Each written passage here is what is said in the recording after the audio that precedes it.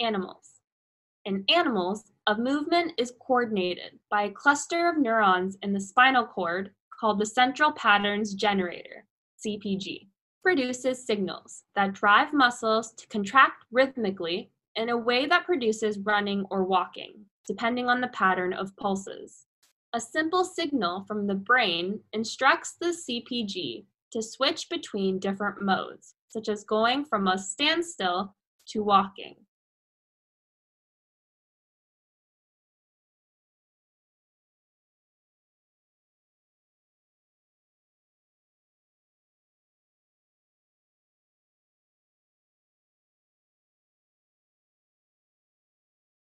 The ocean. The ocean has been getting bluer, according to a study published in the journal Nature. But that's not really good news for the planet. It means that the plants that give the ocean its green tint aren't doing well. Scientists say that's because the ocean has been getting warmer.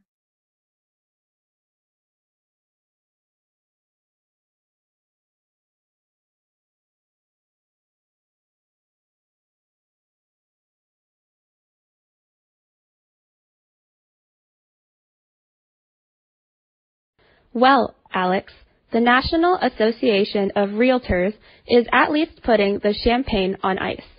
The industry group says the slight rise in sales for previously owned homes shows the housing market is finally stabilizing, which is the first sign of a recovery. Now, that of course is an interpretation of the numbers, Alex, and one that's coming from an organization known for being somewhat of a cheerleader for the housing market, since its members are made up of realtors who've been losing a lot of money in the slump. Now, for a more sober view, I talked to Wellesley housing economist Carl Case, and he says the slight uptick in sales hardly offsets the fact that numbers are down 20% from the year before.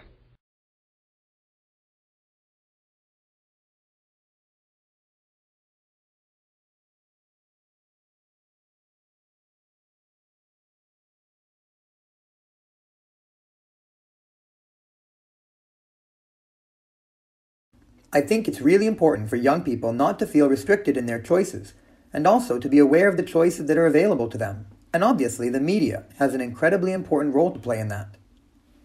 I think we tend to talk about science as this big kind of monolith, but of course, actually, it's this beautiful, multifaceted thing.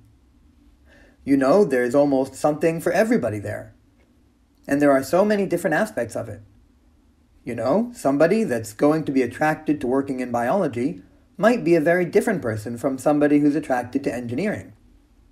I suppose it's about knowing the breadth of opportunities that are out there, and so anything that universities and broadcast media can do to make sure that those opportunities are visible.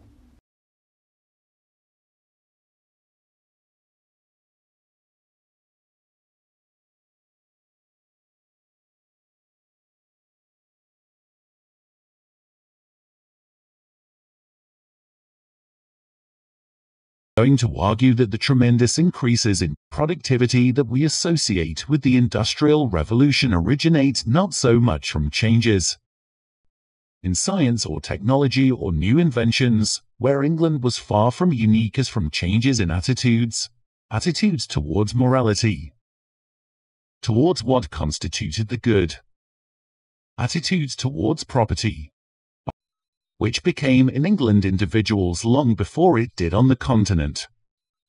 Attitudes toward the proper role of government. And together, these attitudes constitute much of what the Luddites were protesting against.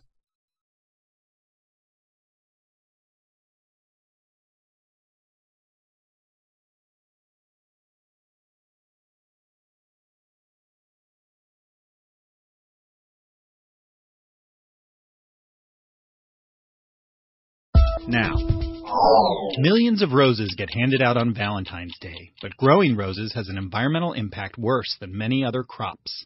Start with climate change. Most roses in the U.S. and Europe are imported from warmer climes.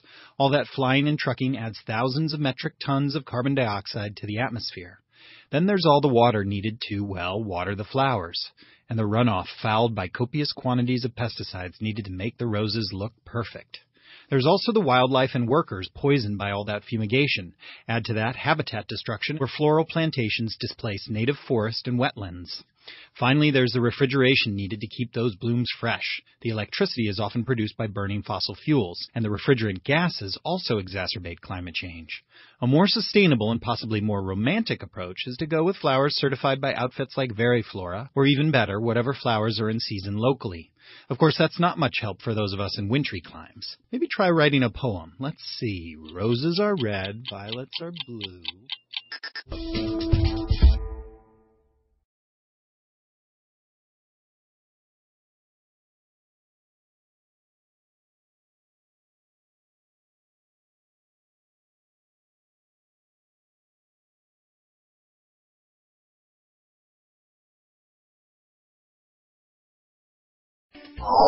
I think what is most remarkable about Dexter is his capacity for stress management. Michael C. Hall, in a conversation about his TV character at the Rubin Museum of Art in New York City on October 24th, he spoke with psychologist Kevin Dutton, author of The Wisdom of Psychopaths. And I think that's because of his ability to, as the heat goes up, his Absolutely. internal temperature goes down. Yeah.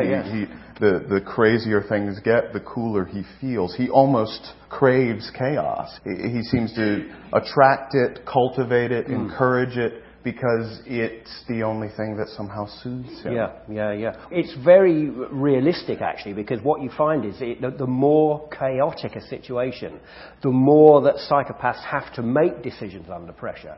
The better their decision-making gets. And we've seen it with Dexter. The more the pressure builds, the cooler he gets. And that is exactly what you see with psychopaths. It really is.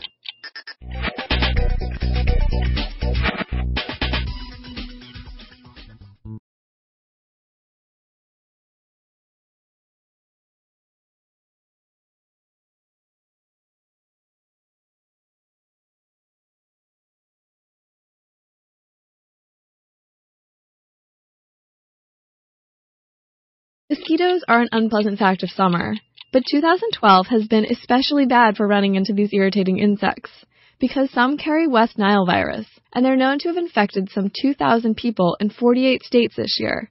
At least 87 people have died from the infection, which can cause swelling in the brain. Almost half the cases have been in Texas, and to lower risk of infection, some areas have taken extreme measures, including aerial pesticide spraying.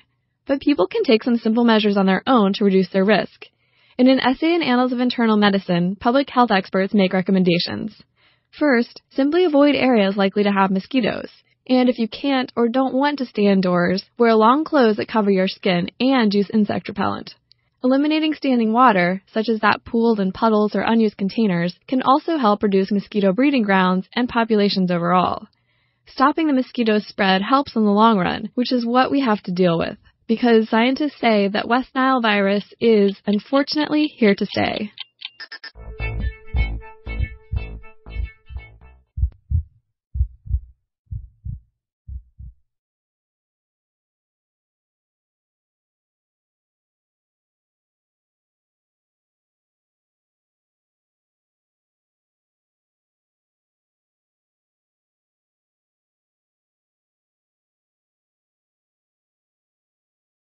Ronald Cotton went to prison for rape.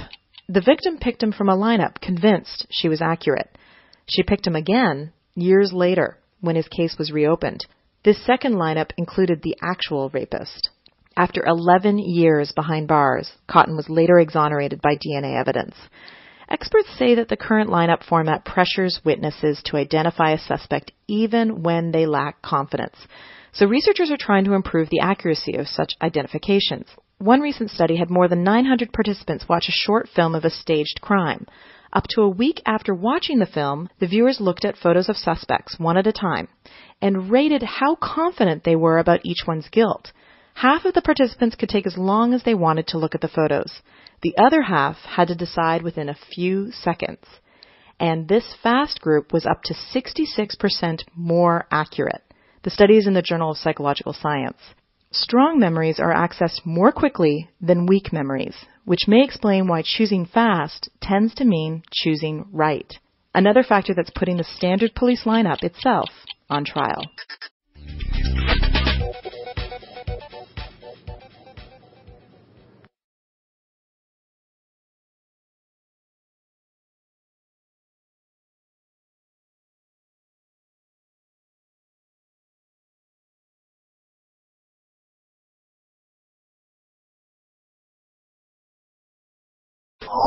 In lab tests, music and lighting can affect how much people eat.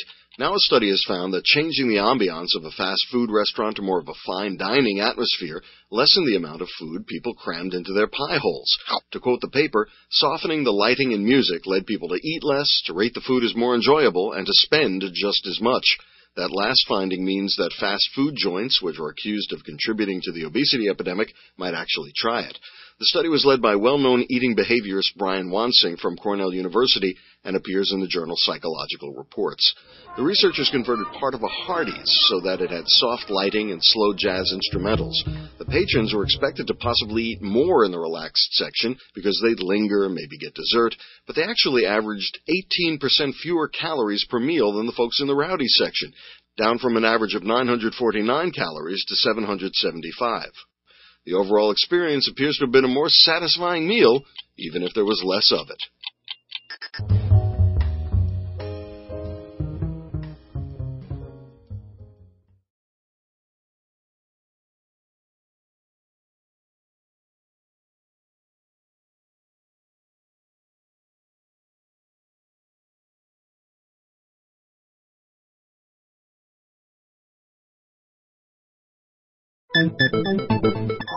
If you're thinking about upgrading to Apple's new iPhone 5 when it debuts in a few weeks, you're going to have to figure out what to do with your current device.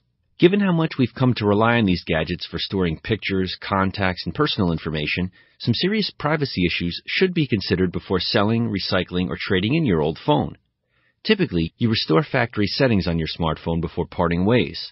But a couple of recent articles on NBCnews.com and Yahoo.com find that factory resets are inconsistent depending on the phone. BlackBerry and Apple resets appear to delete and scrub personal data the best, according to data retrieval experiments described in the articles.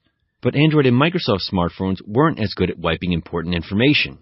In the Yahoo article, computer analyst Steve Burgess recommends that, in addition to the factory reset, you should remove a phone's memory and SIM cards before turning it in. Robert Siciliano's advice in the NBCnews.com story was a bit more severe. He recommends a drill, a sledgehammer, and a bucket of salt water.